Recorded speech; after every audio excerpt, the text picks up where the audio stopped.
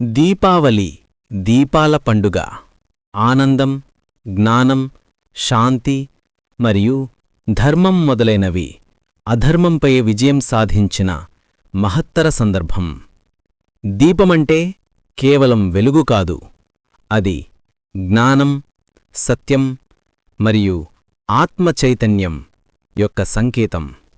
దీపావళి రోజు శ్రీరాముడు రావణుడిని జయించి అయోధ్యకు తిరిగి వచ్చిన సందర్భాన్ని గుర్తు చేసుకుంటాం.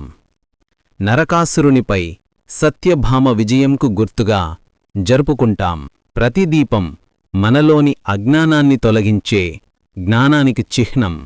దీపావళి రాత్రి లక్ష్మీదేవి మన ఇళ్లల్లో ప్రవేశిస్తుందని నమ్మకం. కాని ఆ దేవి సత్యనిష్ఠ, శ్రమ మరియు శుభచింతన ఉన్న చోటే నివసిస్తుంది. కాబట్టి మన మనసు శుభ్రంగా, మన మనసులోని ఆలోచనలు పవిత్రంగా ఉంచాలి. అసతో మా సద్గమయ, తమసో మా జ్యోతిర్గమయ, మృత్యోర్మా అమృతంగమయ.